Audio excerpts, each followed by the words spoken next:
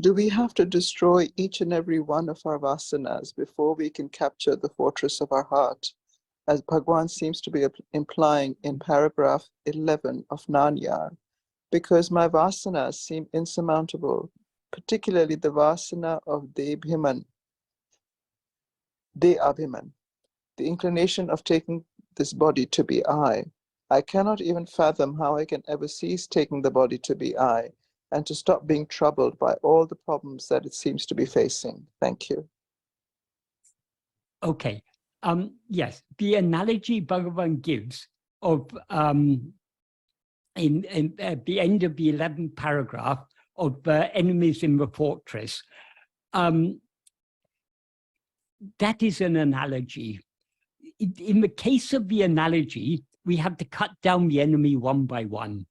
But we shouldn't stretch analogies too far. The main point is, but we need to, that is what Bhagavan is illustrating by that analogy, we need to be persistent in this practice of self-investigation. As and when each vasana arises, we need to hold fast to self-attentiveness and thereby cut that vasana down. That doesn't mean we're destroying that vasana. The same vasana may arise again and again and again. But the more we hold on to self-attentiveness, the more we are weakening the vasanas. But that is a very nice analogy. So we shouldn't, we should understand that analogy properly.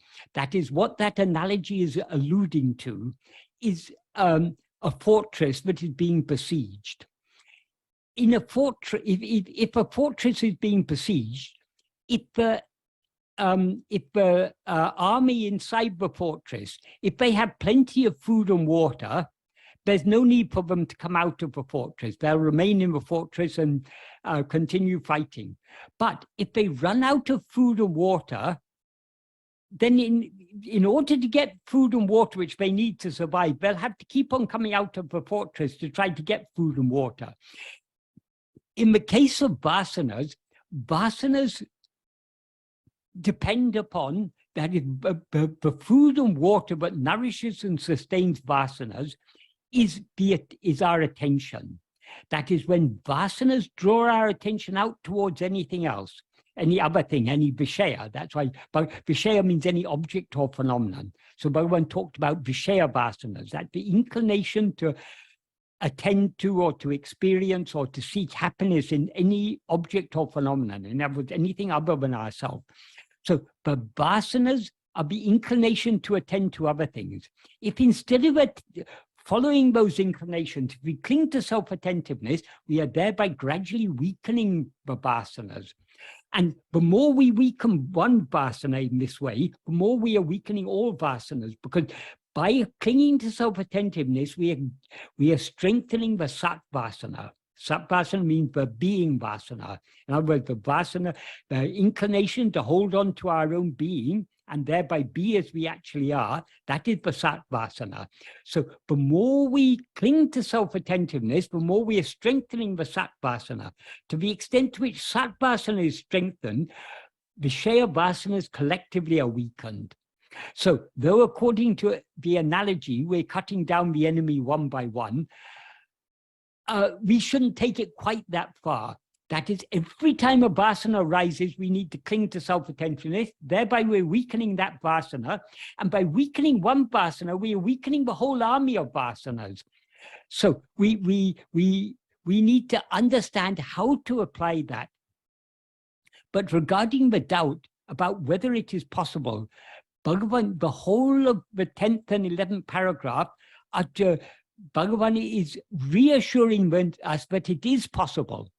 In the 10th paragraph, he begins by saying, even though vishaya vasanas, which come from time immemorial, rise in countless numbers like ocean waves, they will all be destroyed when Swarupa Dhyana increases and increases. Swarupa Dhyana means meditation or contemplation on our own real nature. In other words, self-attentiveness. Being self-attentiveness is what being self-attentive is what Bhagavan refers to here as Swarupa Dhyana. so he assures us here, however strong they may be, they will all be destroyed if we cling firmly to Swarupa Dhyana, self-attentiveness, without giving room even to a doubting thought. So many vasanas ceasing or being dissolved. Is it possible to be only a Swarupa? It is necessary to cling tenaciously to Swarupa Dhyana. However great a sinner one may be, if instead of lamenting and weeping, I am a sinner, how am I going to be saved? One completely rejects the thought that one is a sinner and is steadfast in self-attentiveness, in Swarupa Dhyana, one will certainly be reformed or transformed. In other words, we'll be transformed into what we actually are. So Bhagavan is giving us the assurance there. But what is necessary is that we cling firmly to that self-attentiveness. And then he goes on to say in the next paragraph, the 11th paragraph, as long as Vishaya vasanas exist within the mind, so long is the investigation, who am I, necessary. The investigation, who am I, means Swarupa Dhyana, self-attentiveness. As he makes clear elsewhere in Nanai, in the 16th paragraph, he makes that very clear. What he means by ātma-vicāra. He says, the name ātma-vicāra is only for keeping the mind always on oneself. So in other words, keeping our attention fixed on ourself alone is what is called ātma-vicāra. Ātma-vicāra is a name for that alone, for that self-attentiveness or Swarupa Dhyana. As and when thoughts appear, then and there it is necessary to annihilate them all by vicārana in the very place from which they rise. Again, vicārana means self-attentiveness. So by clinging to self-attentiveness, as and when the thoughts arise, if we're clinging to self-attentiveness, we'll be annihilating them then and there in the very place from which they arise. If we lose our hold on self-attentiveness and allow ourselves to be carried away by those thoughts, then we are not annihilating them. But if we cling firmly to self-attentiveness, we are thereby annihilating them in the very place from which they rise. And then he goes on to say, not attending to anything other than oneself, anything other, that implies anything other than oneself, is vairagya or nirasa. Vairagya means dispassion, nirasa means desirelessness. They both mean the same thing. So Bhagavan defines vairagya as not attending to anything other than oneself. And then he goes on to say, not leaving or letting go of oneself is jnana. In truth, these two, vairagya and jnana, are just one. So how can we remain without attending to anything other than ourselves? Only by holding on to ourselves, only by not letting go of ourselves, we can avoid attending to other things. If we let go of ourselves, our attention will go outwards, and the vairagya is thereby dissipated. And then he gives an analogy how to apply this. Just as pearl divers tying stones to their waists and sinking pick up pearls that are found at the bottom of the ocean, so each one, sinking deep within oneself with vairagya, may obtain the pearl of oneself. So here he's comparing the vairagya to the stones that pearl divers tied to their waists. That is, without tying stones to their waist, they cannot sink deep enough to get the pearl. Likewise, without vairagya, we cannot go deep enough within. So vairagya, not attending to anything other than ourselves, by clinging firmly to self-attentiveness, is absolutely necessary, because then only can we obtain the atma mutu, the pearl, the self pearl, the pearl that is ourself. In other words, our own real nature.